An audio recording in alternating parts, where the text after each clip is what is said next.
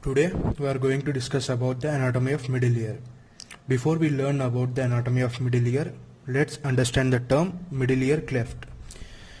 Middle ear cleft is nothing but mastoid plus middle ear plus eustachian tube.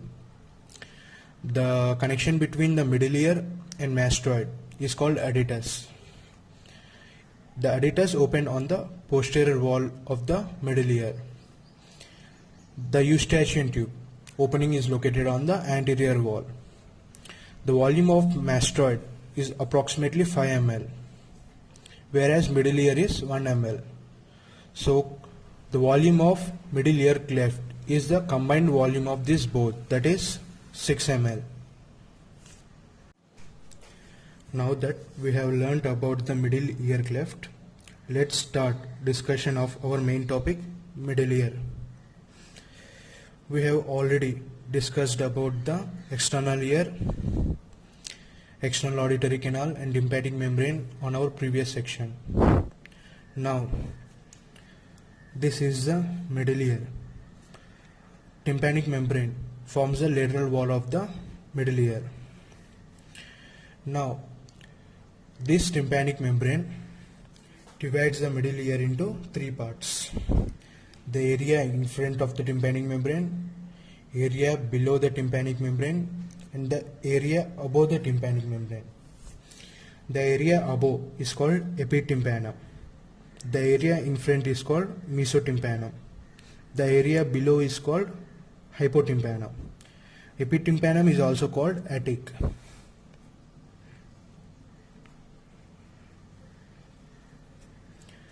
Now that I have said the tympanic membrane forms a lateral wall, but in epitympanum this bony structure acts as a lateral wall.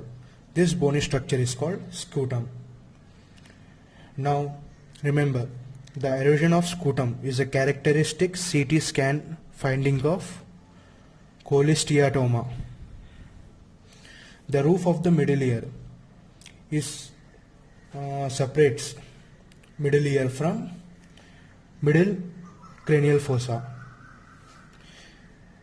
This area of the roof is called dural plate. So we can say the roof of the middle ear is a dural plate. It is also called tegmen. Now see the picture of the middle ear cleft. The roof of the middle ear cleft is a tegmen. The roof above the middle ear is known as tegmen tympani, whereas roof above the mastoid is known as tegmen antri.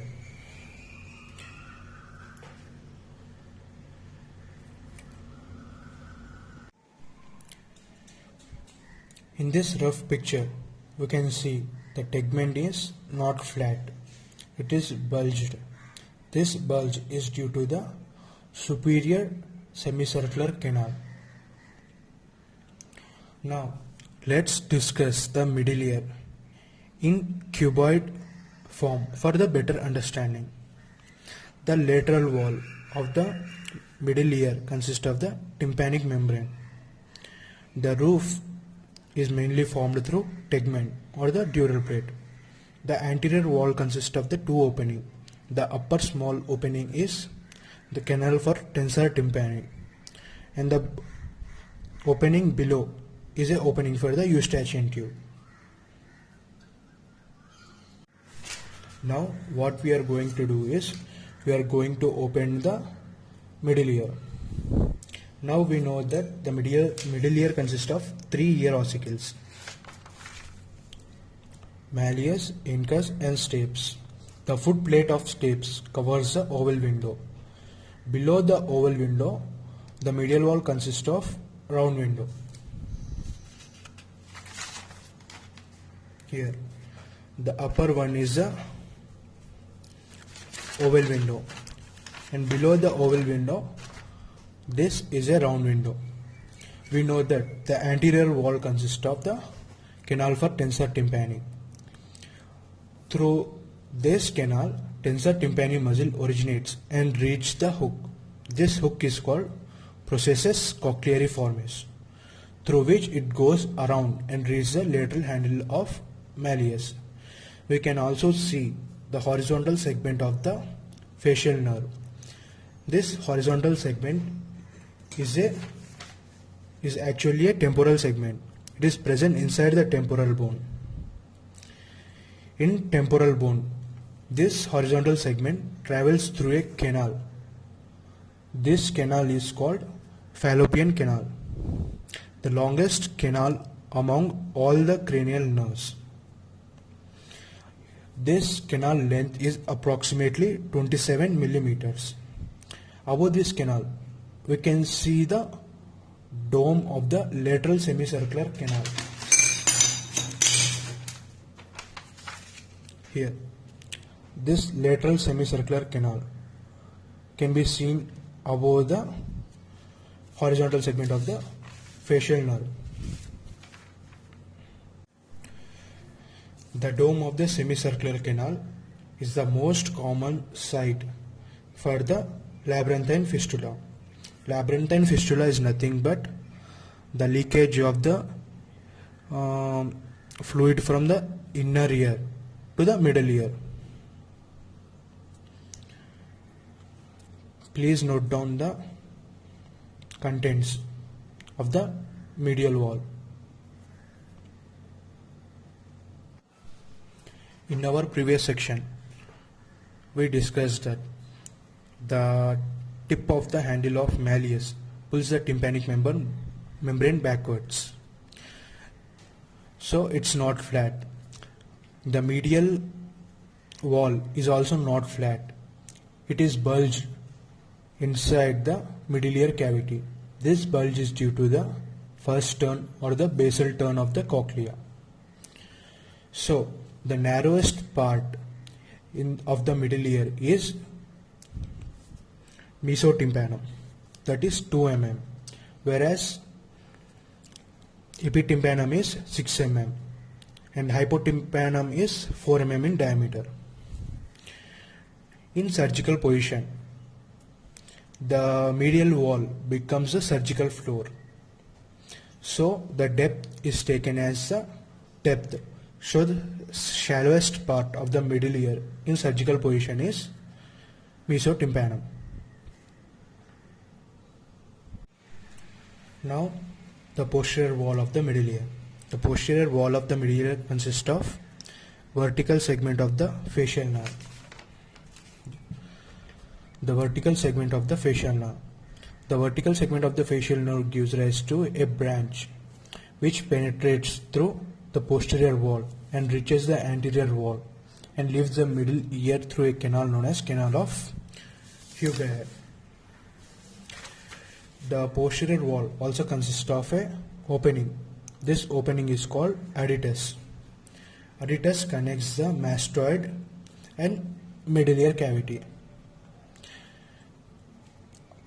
This triangular structure is known as pyramid, through which the stapedius muscle arises and attaches on the neck of the stapes. In posterior wall of the middle ear, we have two important areas, the facial recess and sinus tympani. The facial recess is located lateral to the horizontal segment of the facial nerve, whereas sinus tympani is located medial to the facial nerve. Let's see the boundaries of these two important areas. Facial recess. The medial to the facial recess, we can see facial nerve, horizontal segment of the facial nerve, and the lateral, we can see the annulus of the tympanic membrane. The superior region of the facial recess consists of the short process of the incus.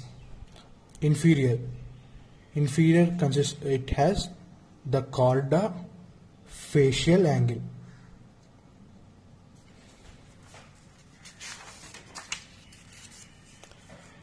Now, boundaries of sinus tympani. Sinus tympani, it is a space The lateral boundary consists of facial nerve.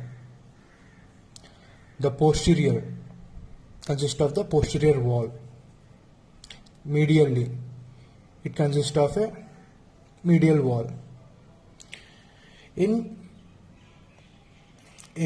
posterior wall, we have two bony ledges, the superior ledge and the inferior ledge. The superior ledge is known as ponticulus. Inferior ledge is known as subiculum. These ledges forms the superior boundary and the inferior boundary respectively. It is the most common site for the recurrent or the residual cholesteatoma. Now, the last wall, floor. The floor consists of jugular bulb and internal carotid artery. The floor is not flat. It is curved around these two structures. It forms a bony crust between them. It is called carotid jugular crust. This crust is eroded during glomus tumors or during the tumors of the jugular bulb.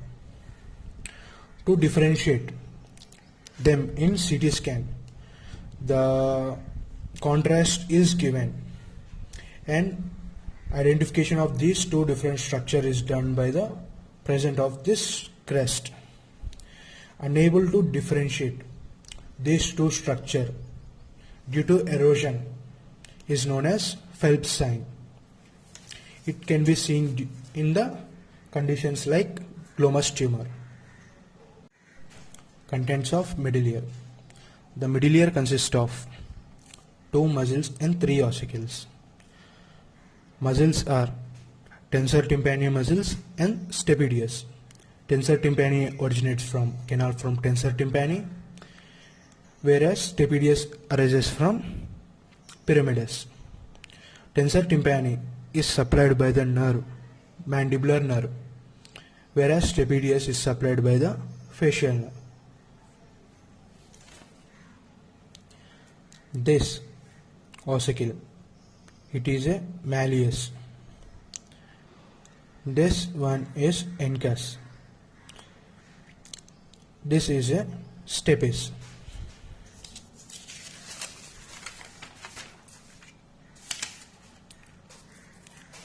Now, the malleus and incus are formed from the first arch.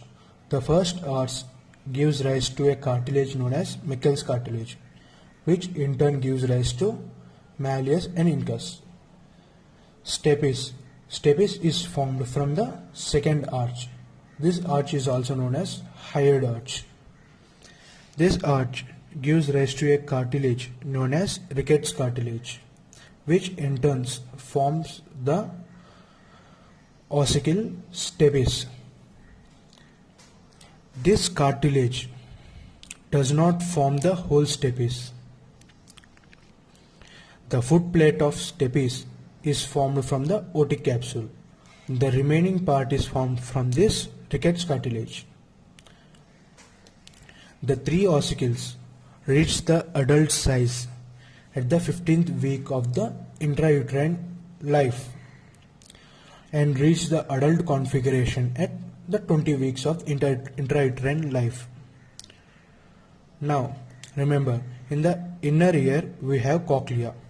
This cochlea is a sensory organ, known as organ of Corti, which helps in hearing.